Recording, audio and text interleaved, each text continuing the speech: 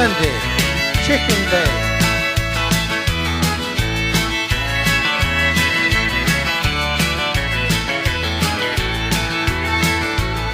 Well, she started her mornings with the old King James and a good strong cup of coffee, singing Rock of Ages while the bacon fried. Yeah, that's what my grandma taught me. I remember how she bowed her head and the table became an altar. She gave thanks for her daily bread and the blessings that the good Lord brought her. Well, there ain't no church like church in the kitchen with the praise and the praise and the pacified chicken. No, you don't know what you've been missing if you've never had church like church in the kitchen.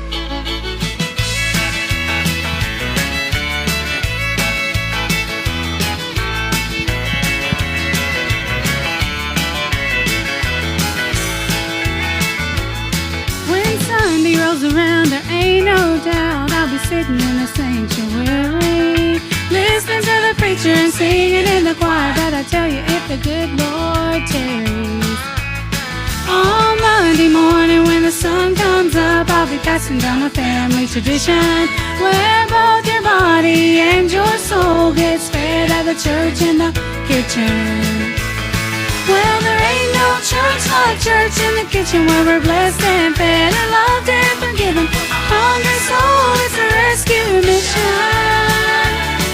For there ain't no church like church in the kitchen.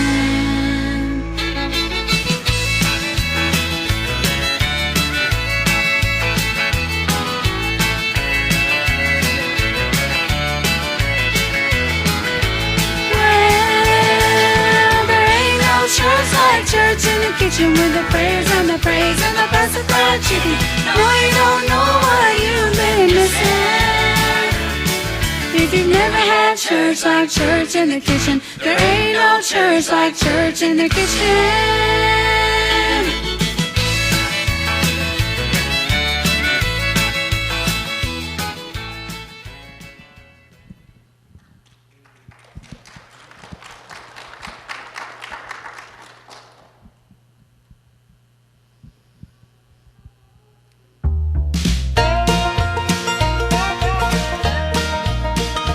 Like a seedling in the clay, when the sun's first golden ray marks the breaking of the day, I am turning to the light. I am turning to the light. I am reaching toward the sun. I have journeyed through the night. In my battle now is won. There's a new song in my heart. There's a new day dawning bright. Oh, I'm turning to the light.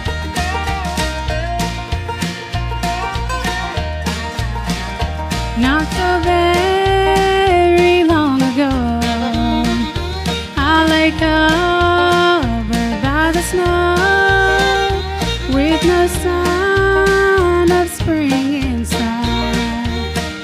Now I'm turning to the light. I am turning to the light. I am reaching toward the sun. I have journeyed through the night. In my battle now is won. There's a new song in my heart. There's a new day dawning bright. Oh, I'm turning to the light.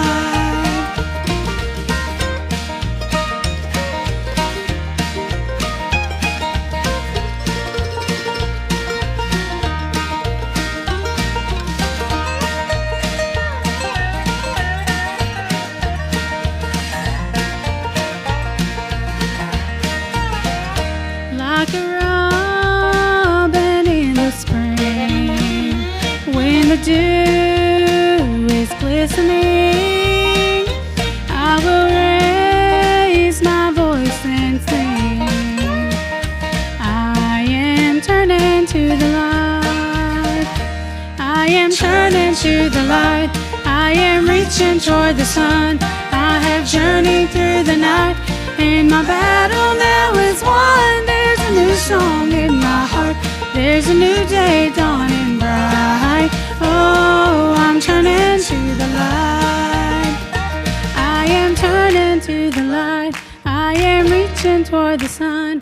I have journeyed through the night, and my battle now is won. There's a new song in my heart. There's a new day dawning bright. Oh, I'm turning to the light. Oh, I'm turning to the light. Yes, I'm turning to the light.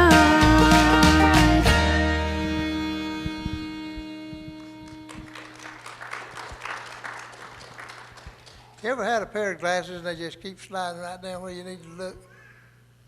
All you see is a frame. Y'all cheer up. We ain't got 4 years of Biden.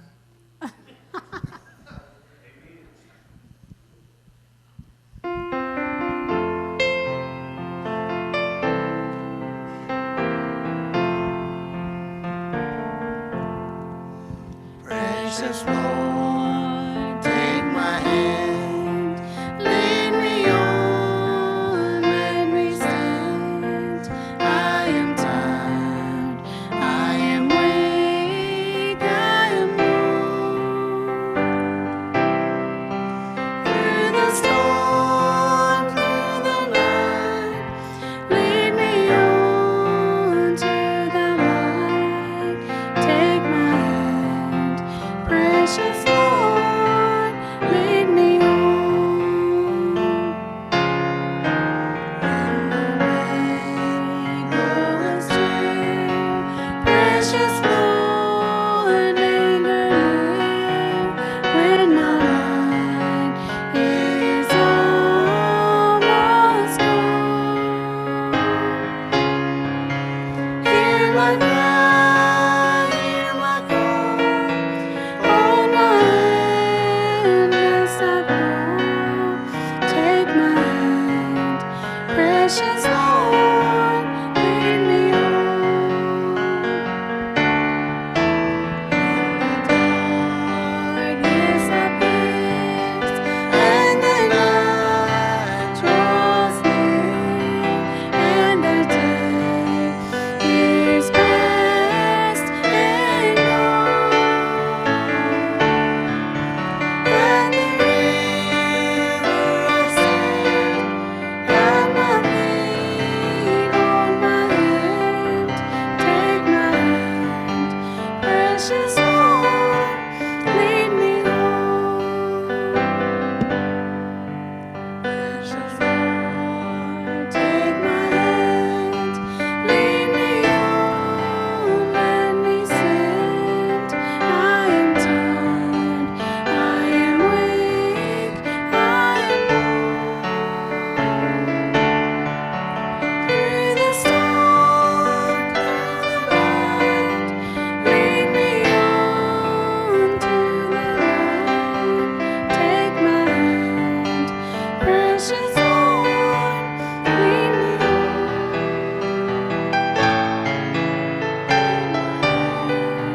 Precious Lord, lead me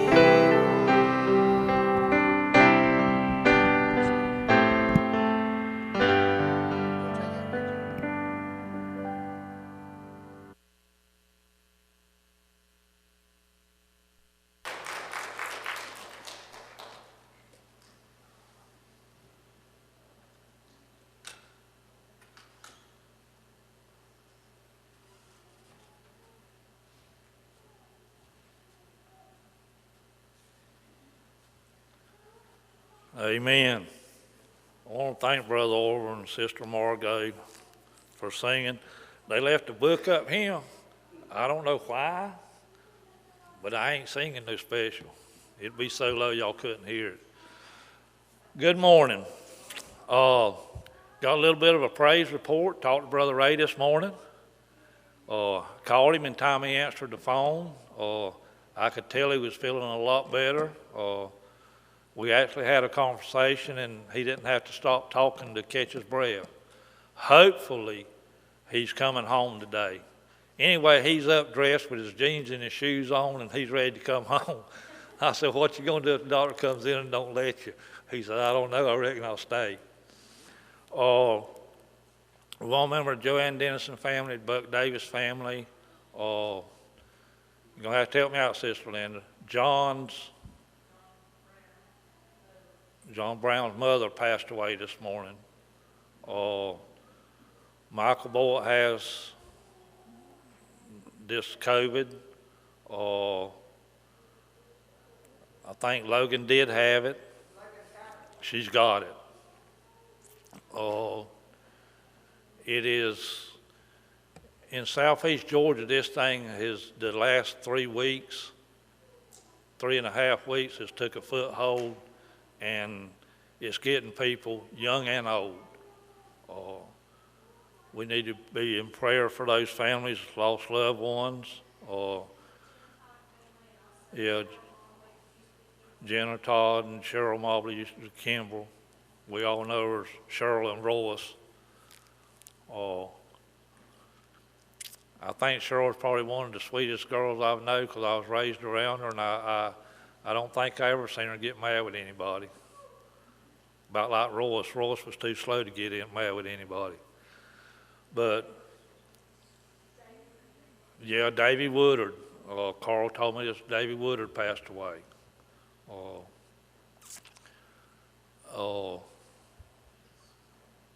Anybody else?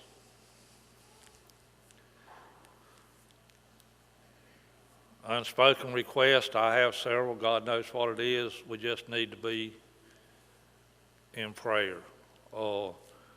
We are having a prayer service on Wednesday night.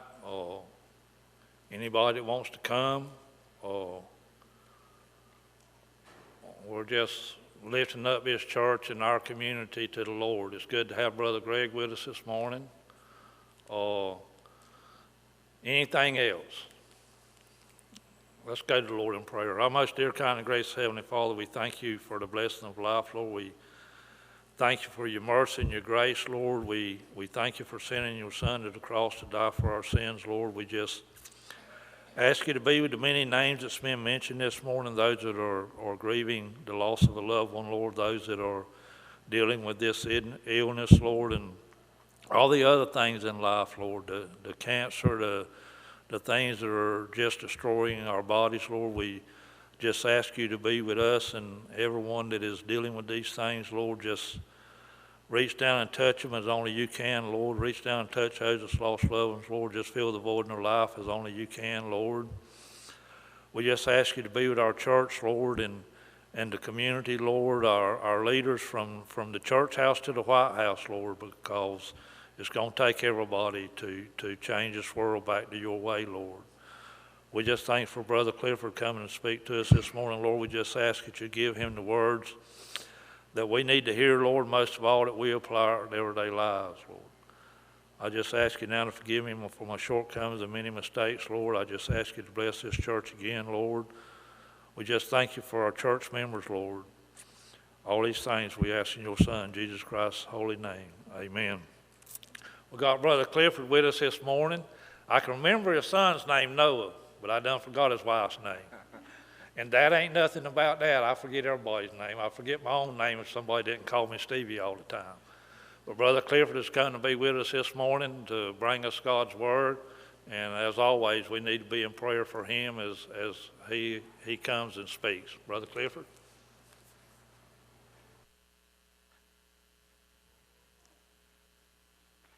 Good morning. I think we can do a little bit better than that. Good morning. All right, if you have your Bibles this morning, if you will, turn to Daniel chapter 3. Daniel chapter 3, very familiar passage of Scripture this morning. We're going to talk about the 3 Hebrew boys. It is good to be with y'all this morning. It's good to see everybody here. Before we get started, if you'll do me one favor, please. If you will, give God a big smile. Can you smile big for me? Again, it's good to be in the Lord's house. It's a beautiful day outside. My wife's name is Ashley, and then my son's name is Noah. Again, it's good to be with y'all. I'm 31 years old, and so sometimes I forget that, so I have to look to my wife to tell me how old I am. But I am 31. Again, it's good to be with you. As I said, this is a very familiar passage of Scripture. This is one of those chapters in the Bible that we've been hearing for a very long time. You hear it in Sunday school, you hear it in Vacation Bible School. It's one of those passages that we think we know inside, out, upside down, and forward and backwards. But it's a passage I want to look at this morning. I want to bring three things from this passage about the three Hebrew boys. And so this morning we're going to find help here. I find help here for those who may be enduring some trials in these days. You know what? Our world needs a revival, don't we? Our world today is facing trials, we're facing tribulations like we've never seen before. But folks, I'm here to tell you something. Ain't you glad God's still on the throne? Ain't you glad God is still in control? And so if you have your Bibles, turn to Daniel chapter 3. I'm going to be preaching from the New King James Version. We're going to begin reading in verse 19. If you'll please stand, if you're able and willing, for the reading of God's holy, inspired, inerrant word. Daniel chapter 3, beginning in verse 19. And the Bible says this. It says, Then Nebuchadnezzar was full of fury, and the expression on his face changed toward Shadrach, Meshach, and Abednego. He spoke and commanded that they heat the furnace 7 times more than it was usually heated. And he commanded certain mighty men of valor who were in his army to bind Shadrach, Meshach, and Abednego and cast them into the burning fiery furnace. Then these men were bound in their coats, their trousers, their turbans, and their other garments, and were cast into the midst of the burning fiery furnace. Therefore, because the king's command was urgent, and the furnace exceedingly hot, the flame of the fire killed those men who took up Shadrach, Meshach, and Abednego. And these 3 men, Shadrach, Meshach, and Abednego, fell down bound into the midst of the burning fiery furnace. Then King Nebuchadnezzar was astonished, and he rose in haste and spoke, saying to his counselors, Did we not cast 3 men bound into the midst of the fire? They answered and said to the king, True, O king. Look, he answered, I see 4 men loose, walking in the midst of the fire, and they are not hurt. And the form of the 4th is like the Son of God. Then Nebuchadnezzar went near the mouth of the burning fire furnace and spoke, saying, Shadrach, Meshach, and Abednego, servants of the Most High God, come out and come here. Then Shadrach, Meshach, and Abednego came from the midst of the fire. And the satraps, administrators, governors, and the king's counselors gathered together, and they saw these men on whose bodies the fire had no power. The hair of their head was not singed, nor were their garments affected, and the smell of fire was not on them. Nebuchadnezzar spoke, saying, Blessed be the God of Shadrach, Meshach, and Abednego, who sent his angel and delivered his servants who trusted in him. And they have frustrated the king's word and yielded their bodies that they should not serve nor worship any god except their own God. Therefore I make a decree that any people, nation, or language which speaks anything amiss against the God of Shadrach, Meshach, and Abednego shall be cut in pieces, and their houses shall be made a hash heap, because there is no other God who can deliver like this. Then the king promoted Shadrach, Meshach, and Abednego in the province of Babylon. Let's pray. God, I thank you for this day. God, I thank you, Lord, for your many blessings that you bestow upon us. And God, right now, for these few minutes as I preach from your word, I pray, Lord, that you hide behind the cross. God, they may not see me, but Lord, they'll see you, Father God. Lord, if there be here one today that don't know you as their personal Savior, or can't say for sure if they was to close their eyes in death, they would see you in heaven. I pray, Lord, they'll get their life right with you today. And Lord, I just pray, Lord, for the ones who are sick in this community, and Lord, that you'll touch them, be with them. I pray, Lord, that you bless this church, be with them, let them be a light on a shining hill for you in this community. And God, we just thank you again for this day. Again, hiding behind the cross. They may not see me, but Lord, they'll see you, and let it be your words and not mine. We'll be careful to give you all the praise and all the glory. And I pray these things. Amen. If I had a title of today's sermon, it would be Lessons from the Fiery Furnace. Lessons from the fiery furnace. As we see here, Nebuchadnezzar is in anger because these 3 Hebrew boys have taken a stand. And so he determines to destroy them in the fiery furnace because they are not listening to his orders. And so therefore we see as they throw them into the fire. First part, I want to lay a little foundation for you. You might say, why is Nebuchadnezzar so angry?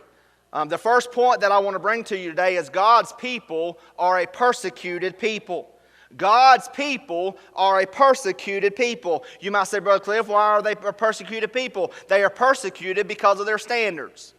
We are persecuted because of our standards. And so therefore, we have to go back to the very first part of this chapter and see what exactly Nebuchadnezzar has done. If you look with me in Daniel chapter 3, beginning in verse 1, it says, Nebuchadnezzar the king made an image of gold, whose height was 60 cubits and its width 6 cubits. He set it up in the plain of Dura in the province of Babylon. And King Nebuchadnezzar sent word to gather together the satraps, the administrators, the governors, the counselors, the treasurers, the judges, the magistrates, and all the officials of the provinces to come to the dedication of the image which King Nebuchadnezzar had set up. So the satraps, the administrators, the governors, the counselors, the treasurers, the judges, the magistrates, and all the officials of the provinces gathered together for the dedication of the image that King Nebuchadnezzar had set up. And they stood before the image that Nebuchadnezzar had set up. Then a herald cried aloud, To you it is commanded, O peoples, nations, and languages, that at the time you hear the sound of the horn, flute, harp, lyre, and psaltery, in symphony with all kinds of music, you shall fall down and worship the gold image that King Nebuchadnezzar has set up. And whoever does not fall down and worship shall be cast immediately into the midst of a burning fiery furnace. So at that time, when all the people heard the sound of the horn, flute, harp, and lyre, and symphony, with all kinds of music, all the people, nations, and languages fell down and worshiped the gold image which King Nebuchadnezzar had set up. So therefore we see an image that Nebuchadnezzar has set up. It would appear that Nebuchadnezzar has set up an image of his favorite god, or more likely, he has set up an image of himself.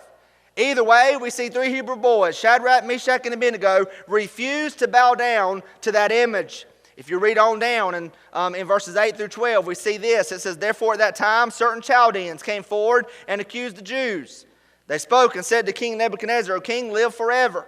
You, O king, have made a decree that everyone who hears the sound of the horn, flute, harp, lyre, and psaltery, and symphony with all kinds of music shall fall down and worship the gold image. And whoever does not fall down and worship shall be cast into the midst of a burning fiery furnace. There are certain Jews whom you have set over the affairs of the province of Babylon, Shadrach, Meshach, and Abednego. These men, O king, have not paid due regard to you. They do not serve your gods or worship the gold image which you have set up. So we see that their faith in God, Shadrach, Meshach, and Abednego's faith in God, would not allow them to stoop to the same level at the pagans around them. In other words, their standards and manner of life made them different from the others around them that day. Folks, can I tell you something? We as Christians, we have to set a different standard than the world sets. We have to live differently than the world lives. The born-again believer should have a different standard of living from the world around them.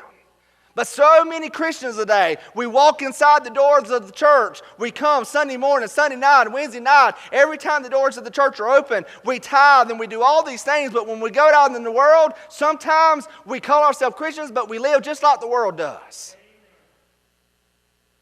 Matter of fact, 2 Corinthians chapter 6, verse 17. I have a lot of scripture. One thing that I do is I back up scripture with what I'm preaching. 2 Corinthians chapter 6, verse 17 says this, Therefore come out from among them and be what? Separate, says the Lord.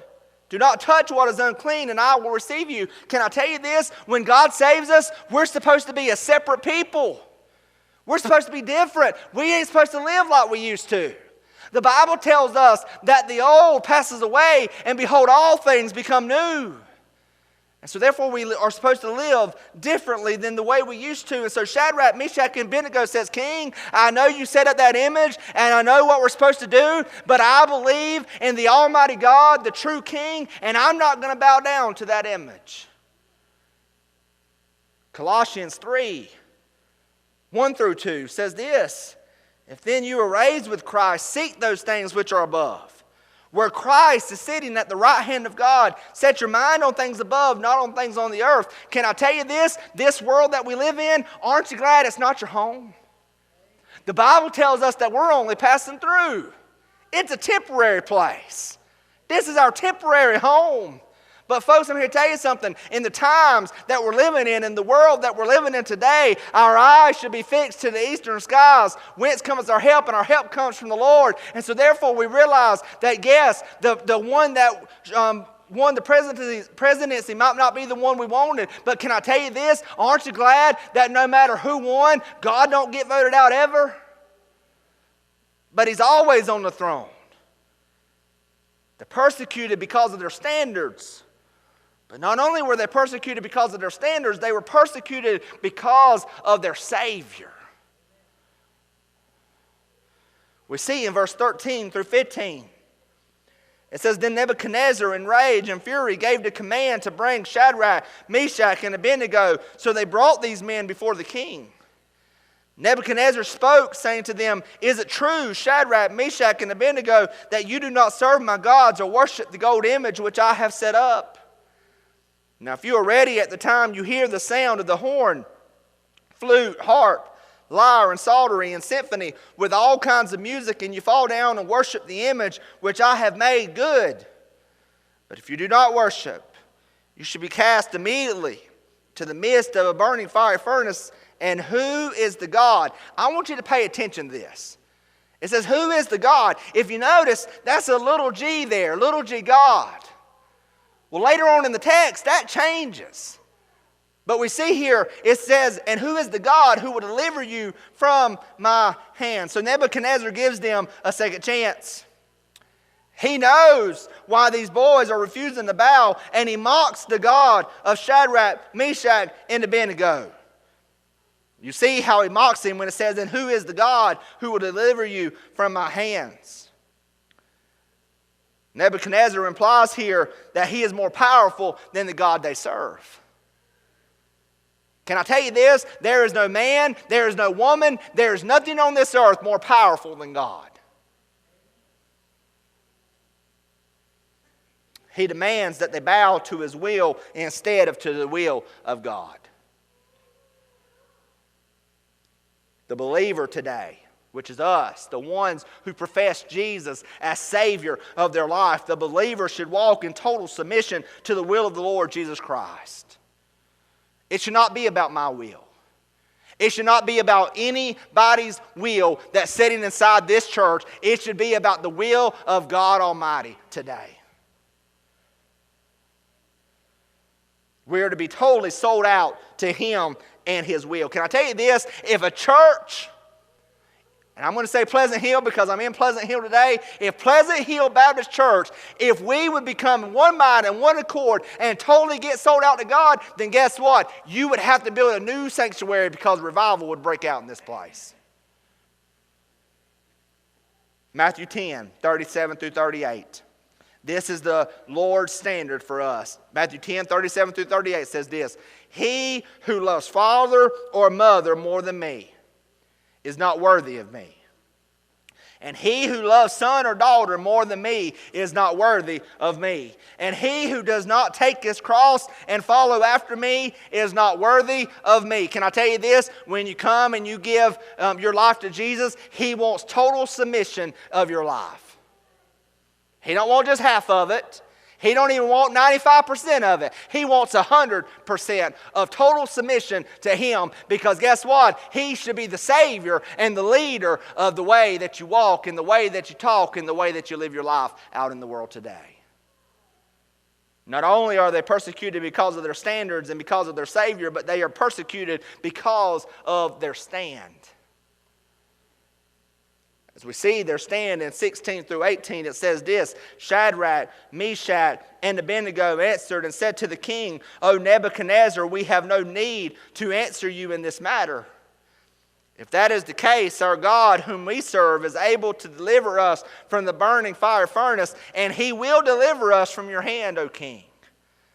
But if not, let it be known to you, O king, that we do not serve your gods, nor will we worship the gold image which you have set up. Can I tell you this? Them three boys took a stand, didn't they? We as Christians need to take a stand today. But so many times we sit in our padded pews, and can I tell you this? Thank God for padded pews because they are comfortable. But you know what? Sometimes we get too comfortable in them, don't we? And we forget that the Lord, our Savior, Jesus Christ, He took many a stands throughout His life. And the Bible tells us that we are supposed to be Christ-like. We are supposed to be little Jesuses. And so therefore today, I'm going to ask you something. Where are the Christians at taking the stand today? Even when threatened with a horrible death.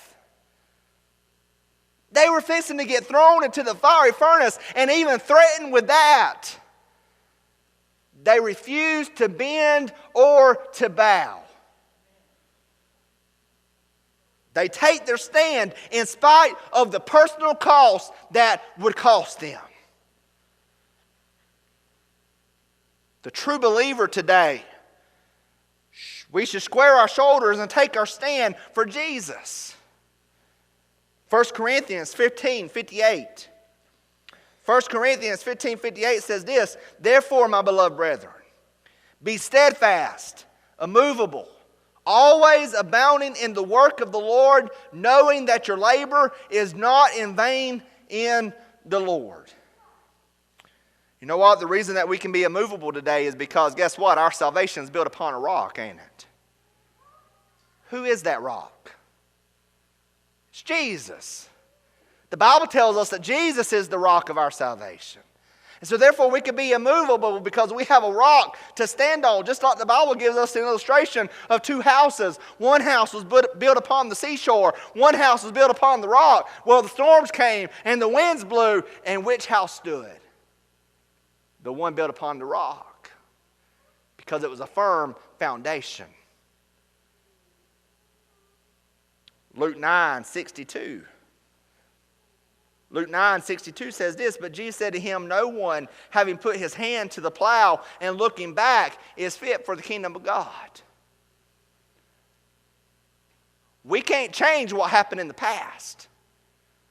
We can't go back to the past and fix the things that we need to fix. But can I tell you this? We can look to the future and look from the things to the past and realize, hey, I messed up here, but when I look to the future, I can fix those things. So many times I believe we live in the past. But can I tell you this? We will never do anything great for the kingdom of God staying in the past. We have to look to the future.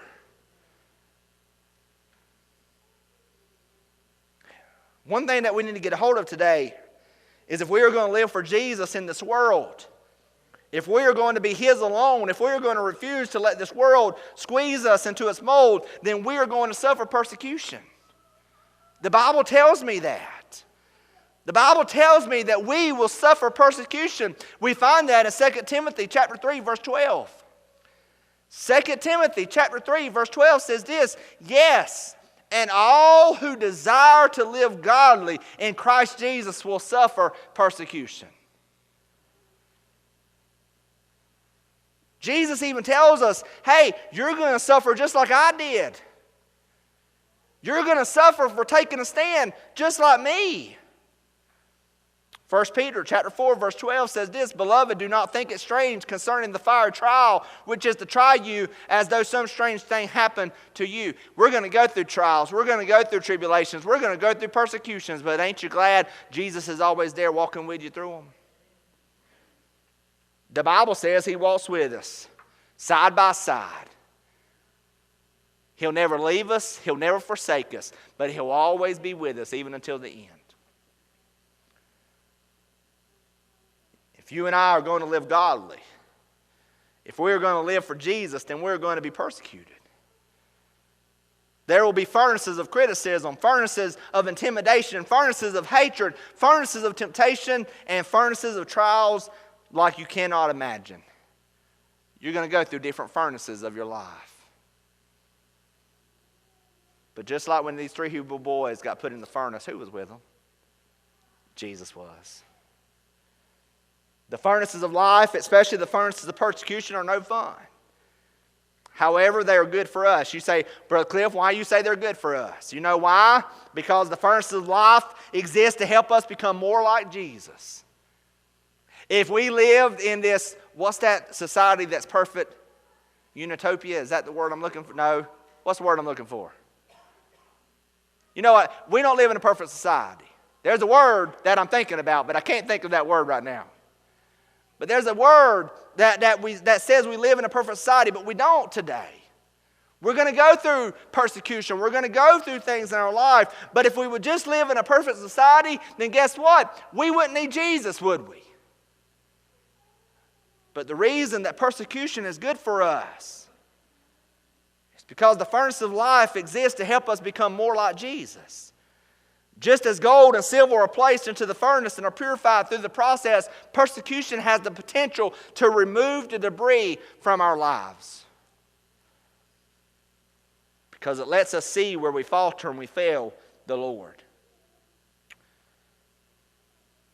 But we know that when the Lord has sent us through a small furnace and seen the big results, He will place you in a greater furnace somewhere down the road.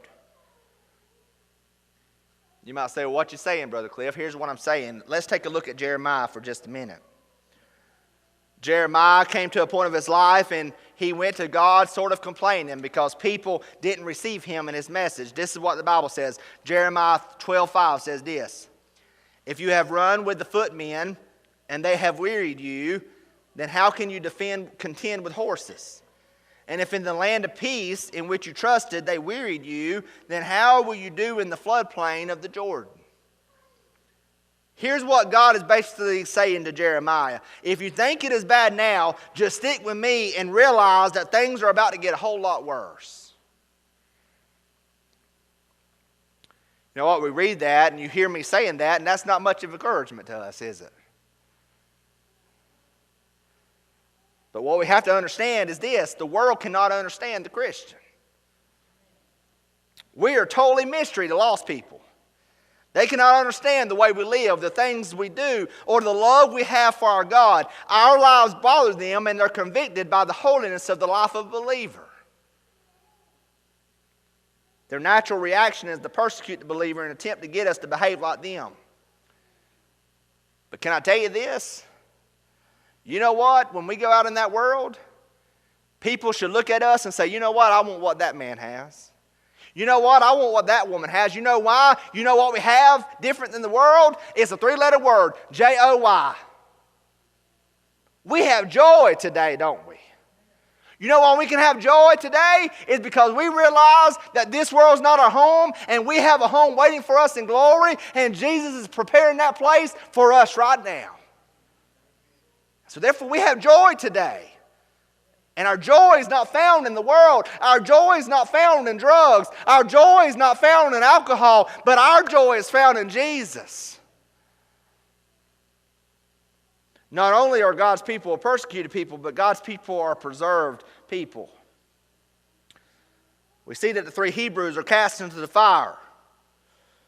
But we see something amazing happens. They were preserved by an ever-present God.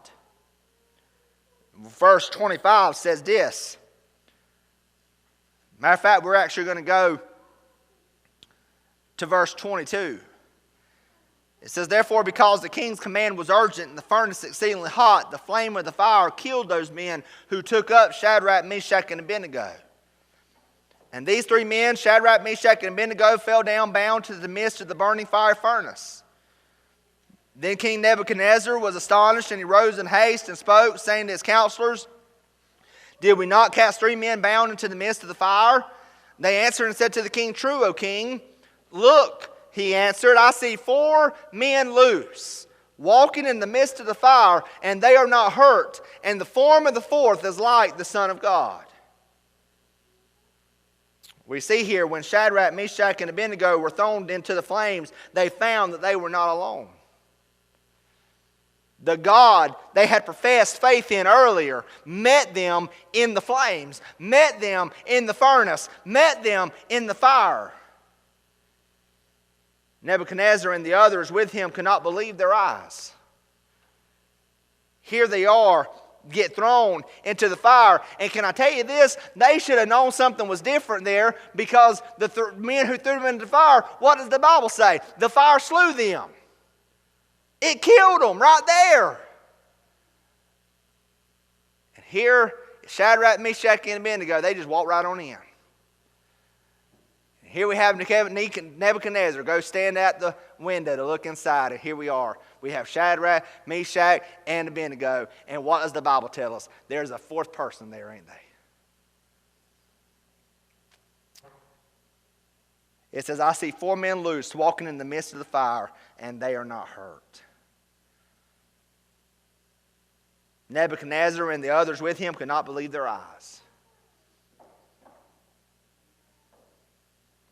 Here's a lesson for you and me. Even in the furnace in Babylon, God kept his promise to his people.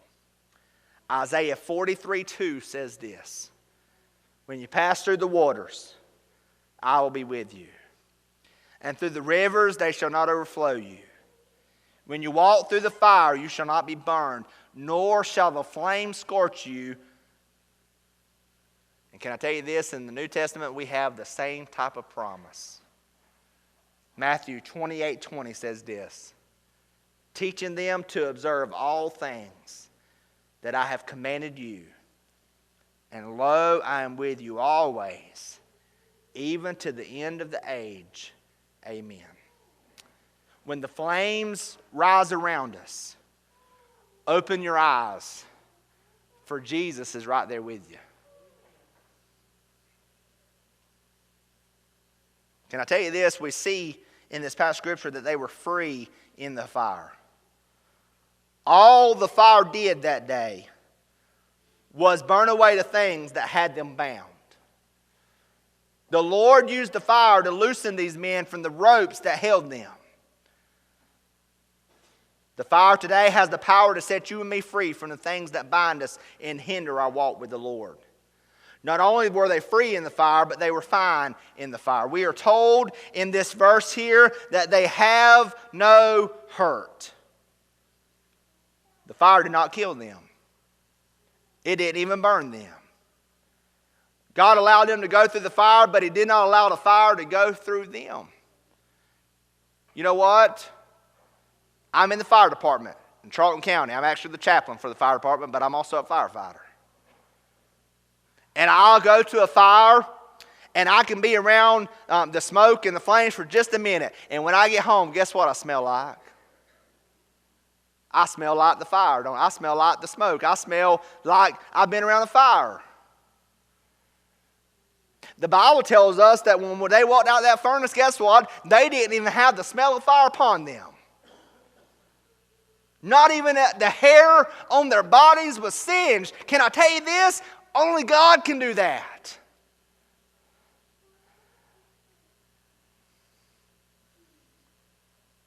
There's a powerful truth here for those who might be walking through a fire furnace. The furnace may be frightening. The trials of your life may be frightening. The tribulations of your life may be scary. But you were not brought to it for destruction, but for growth. God allows those things to happen to us so that we can grow in Him. Romans 8:28 says this, and we know that all things work together for good to those who love God, to those who are the called according to His purpose. So many times I'll hear Christians quoting that scripture for the world. It don't work for the world. I hear so many times Christians quoting that verse to worldly people. Well, the Bible tells me in that verse, it says, to those who are the called according to His purpose. So therefore, yes, all things do work together for good to those who love God. But it's the Christian that verse goes for.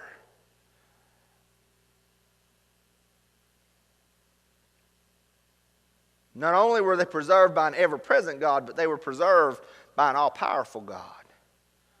Verse 27 says this, and the satraps, administrators, governors, and the king's counselors gathered together, and they saw these men on whose bodies the fire had no power. The hair of their head was not singed, nor were their garments affected, and the smell of fire was not on them. When these boys came out of the furnace, they were inspected by Nebuchadnezzar and his men. We are told here in this verse that not a hair was singed, there was no soot on them, and they didn't even smell like smoke. You know what? I could see the boys coming out the fire. Could you see Nebuchadnezzar and his men? They probably go up to him and say, they probably smelling them, ain't they? They had to smell them for them to know they didn't smell like smoke or fire.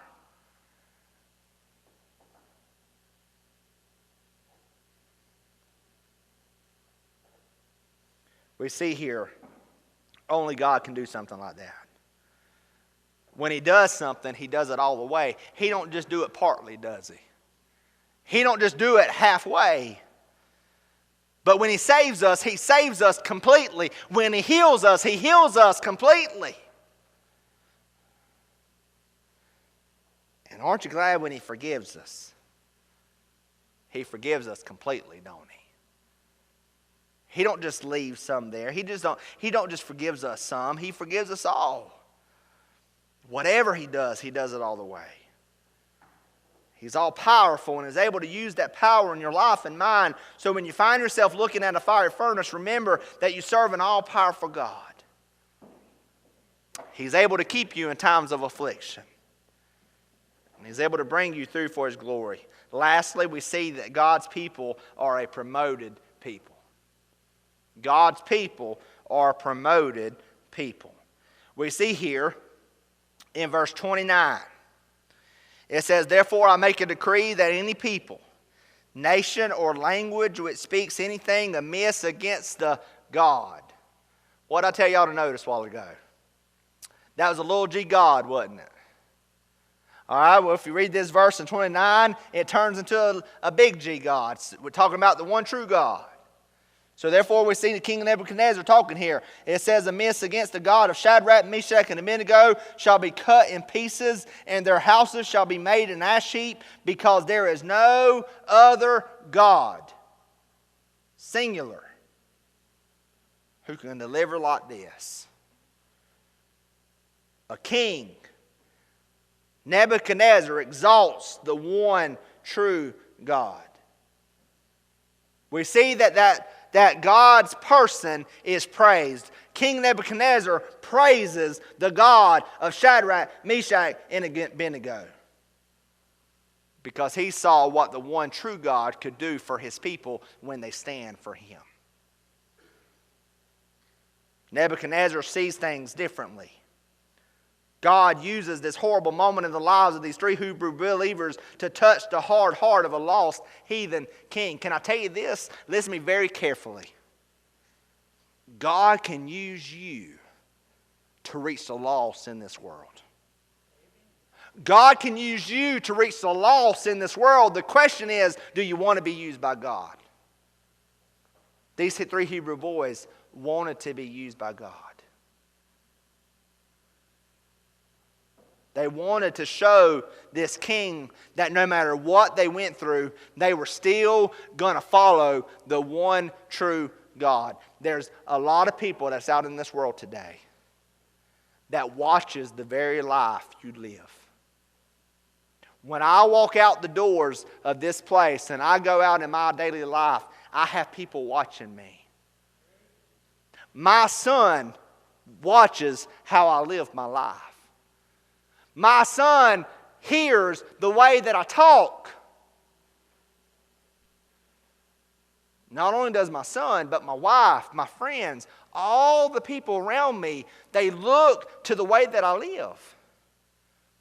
And if I walk out them doors and I don't live like a Christian, then guess what? I'm going to hurt them forever coming to know Jesus. Not only is God's person praised, but God's people are promoted. We see in verse 30, it says, then the king promoted Shadrach, Meshach, and Abednego in the province of Babylon. The reason that they were promoted, and listen to this very carefully, is because they were faithful. I'm fixing to close here today, but I'm going to end it with this question for you. Can God find you faithful today? Can God find you faithful that no matter the trials, no matter the tribulations, no matter the things you go through in your life, can God find you faithful to stand for Him? That's what he's looking for today. He's finding people he can be found faithful. Let's pray, and then Brother Stevie can come up. Lord, I thank you for this day. And I thank you for the message that you allowed us to preach today. Lord, again, I pray if there's somebody here today